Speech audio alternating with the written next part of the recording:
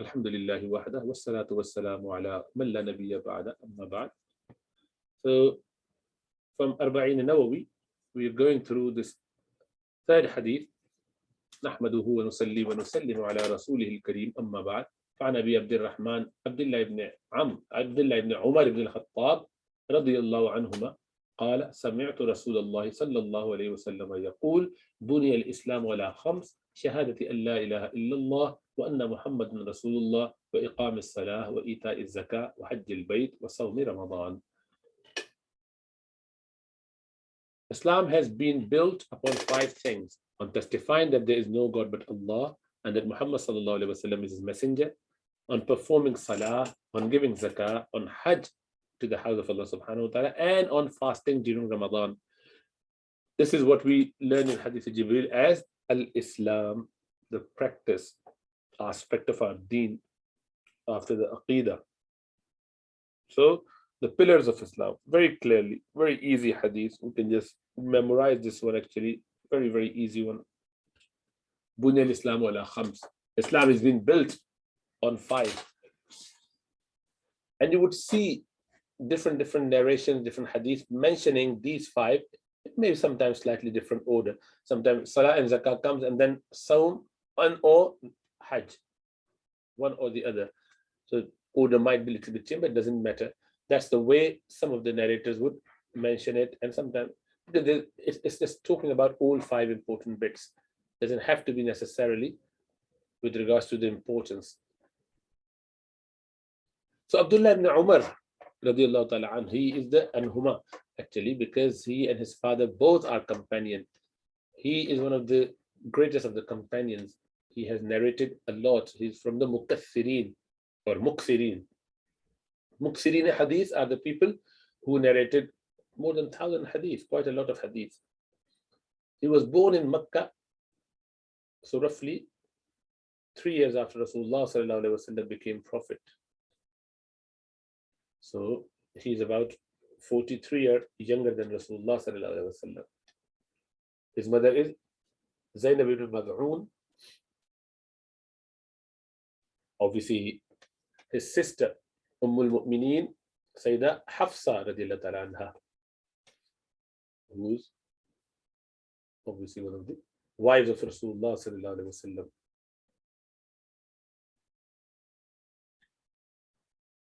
I said Aisha radiallahu ta'ala anha used to say about Abdullah ibn Umar, there was no one who followed the footsteps of Prophet Muhammad sallallahu alaihi wasallam in places where he alighted as did Ibn Umar.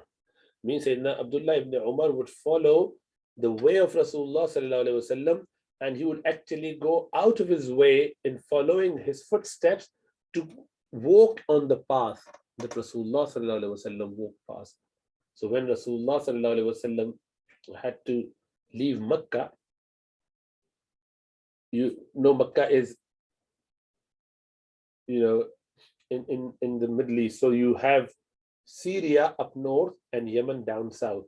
So he was planning to go to Medina, and Medina is up north. So he should have gone straight up north. But the enemies plotted against him, and they were planning to kill him the night of the morning that he planned to leave. And they were seizing his house, and he, through the wahi, got the idea, got everything ready. He left the house while they were all sleeping and they couldn't even see Rasulullah sallallahu alaihi wasallam. He left behind Sayyidina Ali radiallahu ta'ala anhu. So the enemy saw that he's sleeping. When he would come out in the morning, we would attack him. And Rasulullah sallallahu alaihi wasallam came out, and he actually went down south, and then took a long turn to come to Medina. Why? Because it was natural that as the mushrikeen of Makkah would find out about Rasulullah sallallahu alaihi wasallam, they would chase him, and they're going to go to Medina because the Sahaba is already settled there. Quite a lot of them has already left. For the last 2 years or so, people are going in small groups, some hiding, some openly. And Rasulullah sallallahu alaihi wasallam was one of the last ones when Allah subhanahu wa ta'ala allowed him to go. He was making arrangement for everyone to leave. So they knew where they are settling. So they wouldn't leave Rasulullah sallallahu alaihi wasallam to be there. So he had to dodge them by going down and then up. So because they would go up first and they would come back when they find out, and by the time they realize, it's too late. And Rasulullah sallallahu alaihi wasallam managed to skip them. When Islam got properly established and it was all under the umbrella of Islamic State, Sayyidina Umar's time and Sayyidina Uthman time, and afterwards Sayyidina Abdullah ibn Umar radiyallahu anhu, he identified the spot, the way, the path that Rasulullah sallallahu alaihi wasallam and Abu Bakr Siddiq took down south to reach Medina. Now the ways were very clear, all completely free and nice and shorter. Yet he went out of his way to follow those footsteps and coming to Medina. And this is the love that they had, the Sahaba. They would follow Rasulullah sallallahu alaihi wasallam to the maximum of their ability. Once Rasulullah sallallahu alaihi wasallam mentioned about Abdullah ibn Umar, he was not there. So he missed him. He said, Abdullah ibn Umar, what a beautiful, what a righteous man he is, what a nice man he is. If only he prayed tahajjud. Means this is the only, missing cherry to the icing, to the cake. If he only had this, it would have been perfect. Like I would have been very happy with it. So people, all those people around, they're well-wisher. Here we would try to hide away. Allah, no, don't let him have the perfection. No, they went and they told him, some of them told him, oh Abdullah, did you hear what Rasulullah sallallahu alaihi wasallam said? No, actually I couldn't make it today to the session, to the class. So he said, he missed you, and then he said, Abdullah is a righteous man, if only he prayed tahajjud. So Abdullah ibn Umar said, from that day, he never abandoned even once in his life. Even if he was on journey, he's traveling, he's doing whatever he's doing, but he would not miss his tahajjud, because this is what my beloved wanted me to do. And it's not fard, it's sunnah. But this is what the intent, this is what the wish of my beloved Muhammad sallallahu alaihi wasallam is, I would do it. And when it comes to us, what do we say? It's not wajib, it's not haram, I can do it, without having any regard for the sunnah of Rasulullah sallallahu alaihi wasallam. So the question, is it wajib or is it must? Can I not? So that's the wrong question. The question should be, is it the way of my Prophet Muhammad sallallahu alaihi wasallam? Is it going to bring me close to Allah and Rasulullah sallallahu alaihi wasallam? And if the answer is yes, then you do it. If you could. If you can't, then feel repentant and remorseful. Ya Allah, I wanted to do it, I can't. I wish I could. Ya Allah, give me tawfiq. I'm weak, I would do it some other time. I couldn't wake up. All those sort of, but your sense should be that I am missing a great opportunity. So he had total of 2,630 narrations. He was the second most extensively narrating person from the Sahaba. Who is the first one? Abu Hurairah radhiyallahu anhu. He died in Mecca, age of 74. No, sorry, age of 87 actually. 692 common era. That's not right. I think it's the opposite way, isn't it? Yeah, there's a mistake there.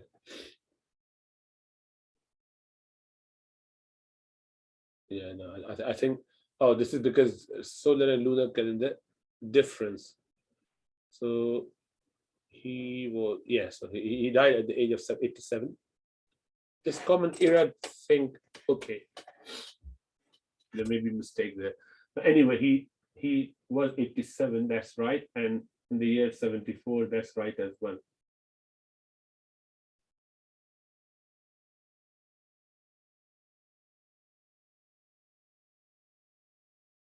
But the common era bit doesn't add up. Let me just check it now, actually. Can one of you just check it? Sami or Taha, just have a look at that and let me know. So we can correct it here. Put in the chat box. Okay, we'll come to that. Oh. Anyway.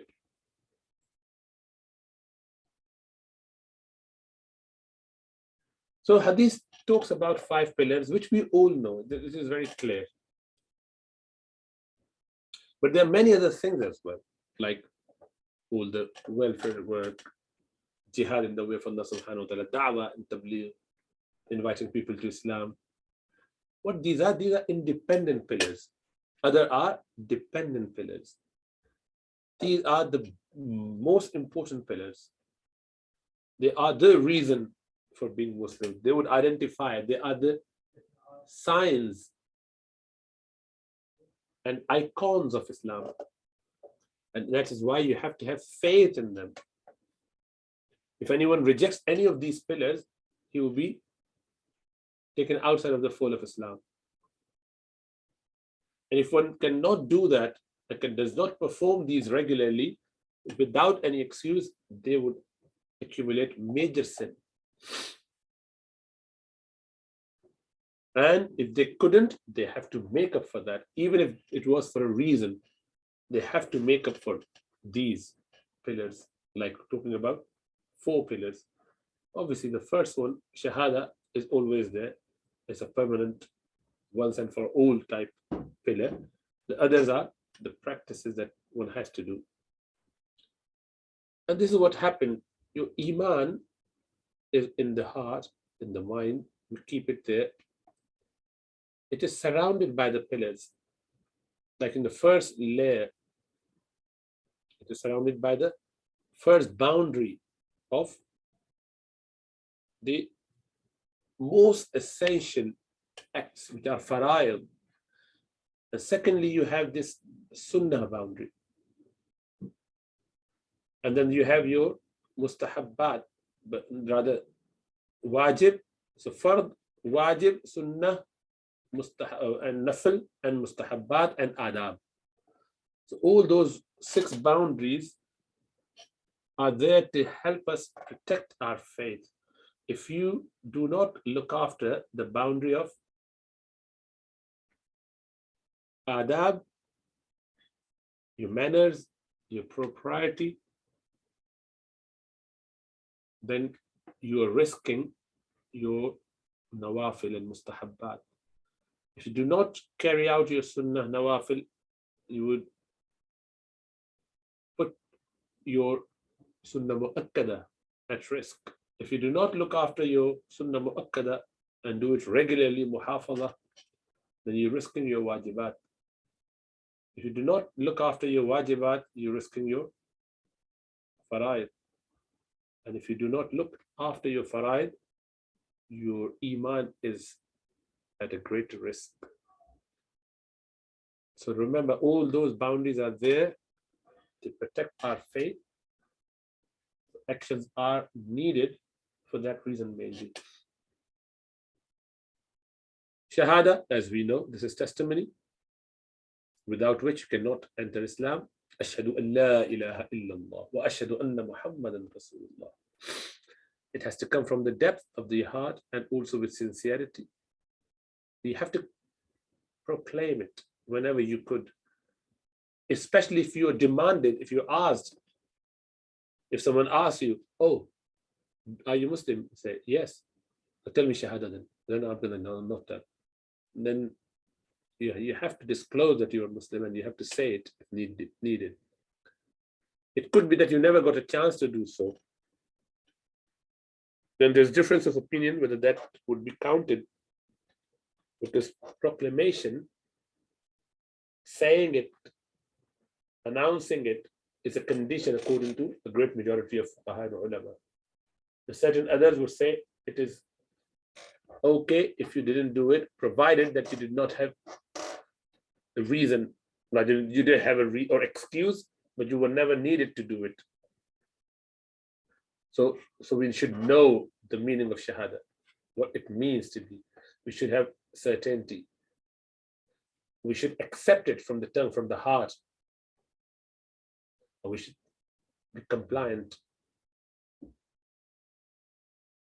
and that we should be honest and fair in that with sincerity, and that we should love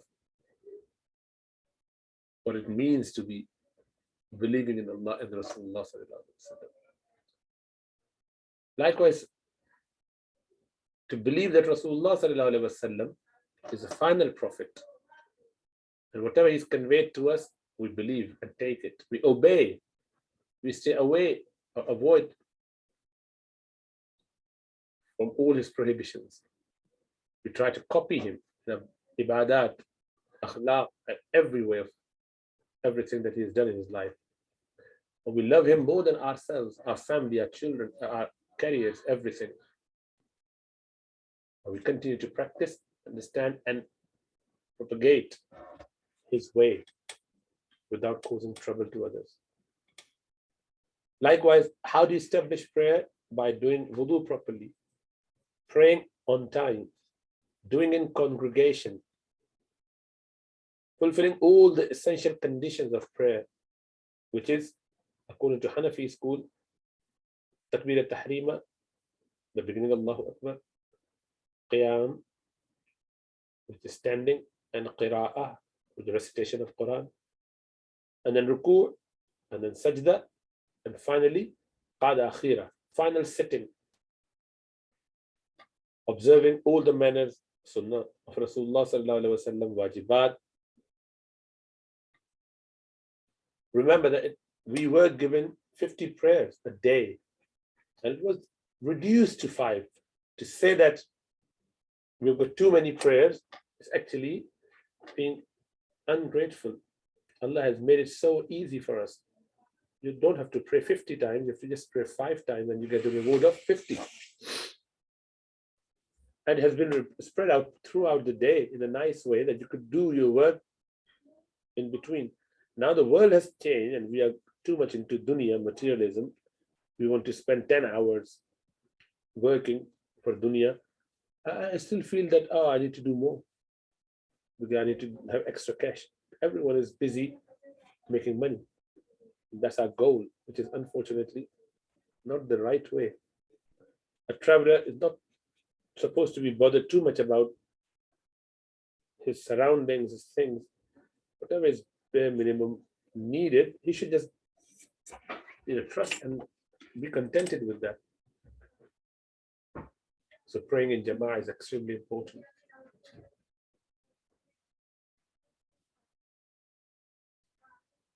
.5% of our saving, it is after a year that you have that extra money, if you possess the nisab, the quantum. It's not at the beginning, as the tax would be taken out of your earning, not on savings. And it could be that you earn £1,000 and you've actually needed more than £1,000. You still have to pay the same amount of tax compared to someone who earned £1 million and they didn't need to use for, So what these social systems not cater for, Islam caters for. It looks at all individually. So you may have more mouths to feed. You might be responsible for more people, your siblings, as well as your parents, as well as your own children. That's a lot of responsibility. So even if you make more money, you're going to spend more money, which means that you might not be left with anything. Whereas someone else who's only earning £500 a week, he might have more saving than you have.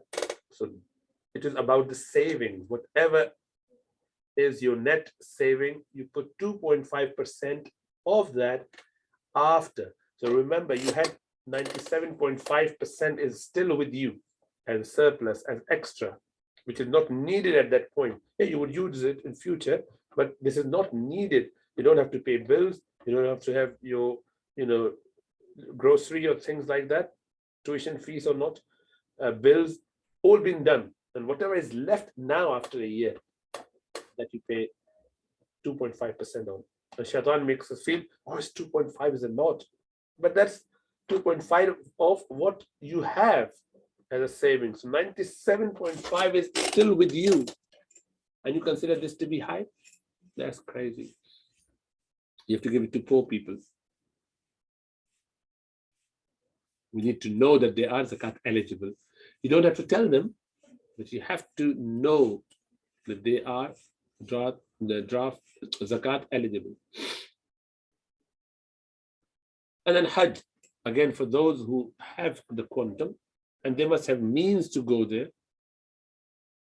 Some people think that if you've performed Umrah, your Hajj becomes wajib. No, it's not the case. If you have nisab money, then you become, then you are responsible, you are obliged to go to perform Hajj. You should try and do ASAP, although there's difference of opinion. Would you be sinful if you delayed it? In Hanafi school, you would not be sinful if you delayed it, provided you have done it before you die, or you put a will, you left a will behind with some money to say that if I die without performing it, kindly perform on my behalf. If that is done, then fine. So there's a lot of sacrifice there. But when someone does it, this is the way that we can get connected to Allah subhanahu wa ta'ala. We prove from our action that we are in love with Allah subhanahu wa ta'ala. We can sacrifice anything for Him. And then finally, fasting. There's the fast of common people where they refrain from eating and drinking and sexual desires. But leaving everything for the sake of Allah subhanahu wa ta'ala, the stuff which is halal like food and drink, if you could do that for a whole month, shouldn't it be more easy to leave the haram for the rest of the 11 months while enjoying our halal stuff? So it should be quite a good incentive that if I could do a whole month worth of staying away from halals, why can't I stay away from haram in the rest of the month? So I should try my best. It's a training program. It is to charge our batteries to keep going for the rest of the 11 months.